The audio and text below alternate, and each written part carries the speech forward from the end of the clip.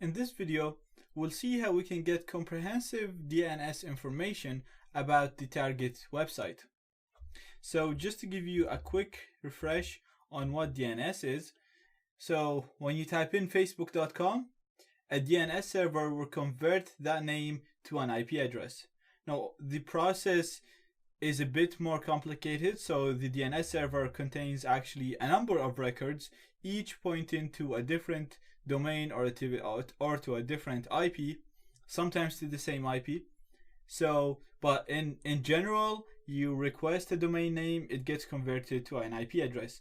And depending on that, these information need to be stored somewhere. So we're going to query this DNS server and see what information we can get through it. Now we're going to use a website called robtex.com, and I'm just going to put the target website that I want to get information about. So I'm going to type isecurity.org and I'm going to hit enter to get a report.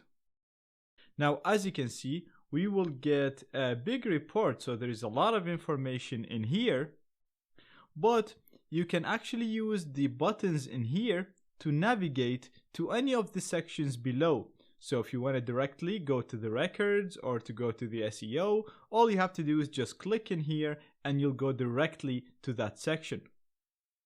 What we're going to do right now though, we'll go over all the sections one by one and see what kind of information we got. Now keep in mind the order of this information might be different, but you should have the same sections. So in the analysis, you can see we have general information about the target. So you can see that it's telling us that iSecurity has 3 name servers, 5 mail servers, and 1 IP address.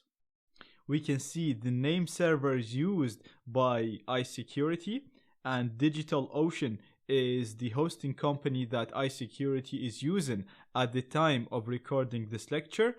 So this is very, very useful because you can go to DigitalOcean right now, you'll see the hosting company, and then you can pretend to be them and communicate with iSecurity, telling them that you're signing them up for a better hosting, you're giving them something because they are a VIP customer, and ask them to log in.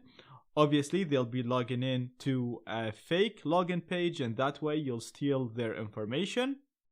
You can tell them that there is a policy change that they have to accept, and again, ask them to log in and steal the information that way. Obviously, you'll do this through a fake login page, and this is mostly social engineering, so it's nothing to do with website hacking, and I cover all this in my social engineering course, but it's very useful because if you couldn't hack into the website through the applications installed, then the only way to get in is using social engineering. Now, below this, we can see that the target is using Google Mail servers. So they're not handling their own emails. They're using Google to handle their emails. Again, you can communicate with the target pretending to be Google and get them to do something or to log into a fake page and steal information that way. You can also see the IP address of this website, which can be used to discover other websites installed on the same server. And this is very, very useful because if you couldn't hack into your target website through the applications installed on that website, then you can try to hack into any website installed on the same server. And if you manage to do that, then you can actually navigate to your target website because they're all essentially installed on the same computer. And we'll talk more about that in the next lecture. And below right here, we have a number of similar domains to our target. Now, these might be completely irrelevant, but you can have a look and see what you have.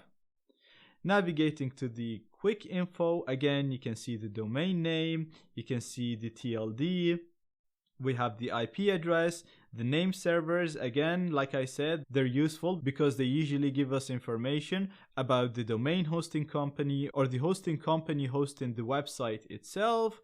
And we also have the mail servers like we've seen before, it's Google Mail, so that all can be really, really useful. The reverse section will perform reverse DNS lookup. So as I said at the start of the lecture, DNS is used to translate domain names into IP addresses. In a reverse lookup, we use the IP address to see which domains link to this IP address. And like I said previously, this can be very, very useful because we'll be able to discover other websites hosted on the same server, and we can hack into any of these websites and from there gain access to our target. But with the reverse lookup, you won't always get all the websites installed on the same server. Therefore, in the next lecture, I will show you a better way of doing that. But if you really want to see the results of the reverse lookup, you'll have to log in. So I'm actually going to open a new tab. I'm going to go to Robtex again. And I'm going to click on login right here. And the only way to log into Robtex right now is through Google. So I'm going to click on Google. I'm going to click my email. And that's it, we're logged in. So I'm gonna close this and we're gonna refresh in here. And if we scroll down again to the reverse right here, we have the results of the reverse lookup. And you can either download this as a CSV or view it as a HTML. So I'm gonna choose to view it as a HTML in a new tab.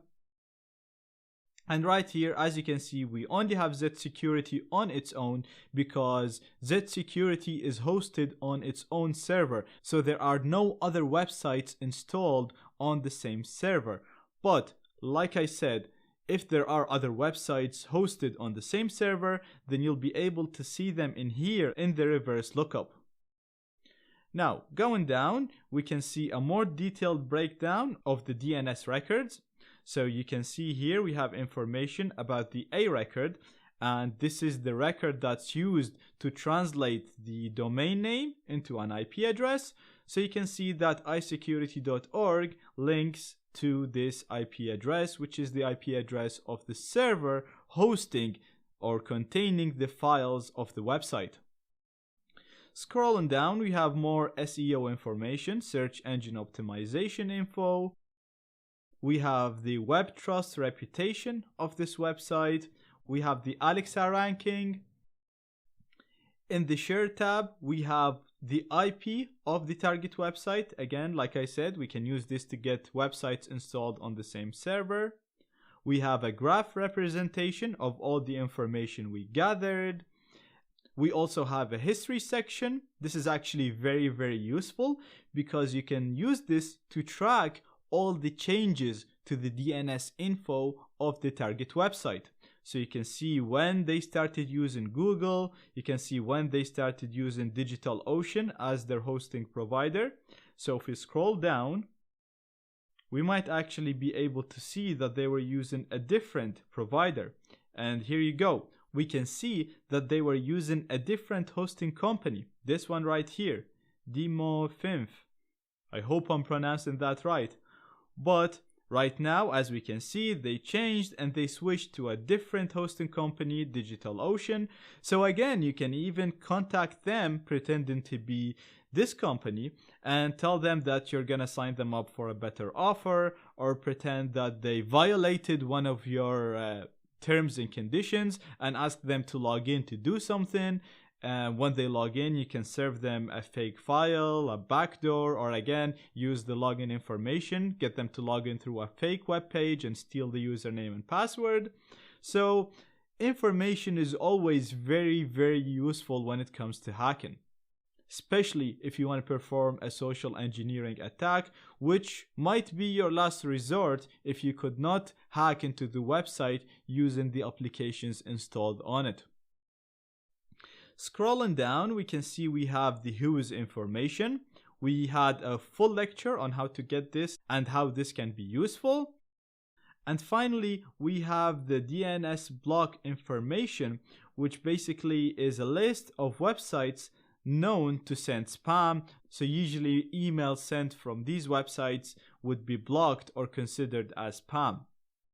So as you can see, a very useful website that can be used to get information about the server used to host the target website and its relationship with other websites, other servers, which hosting companies are being used. And like I said, all of this can be very, very useful, whether you want to target the website itself, whether you want to target other websites so you can hack into your target website, and even if you want to social engineer one of the admins to gain access to your target website.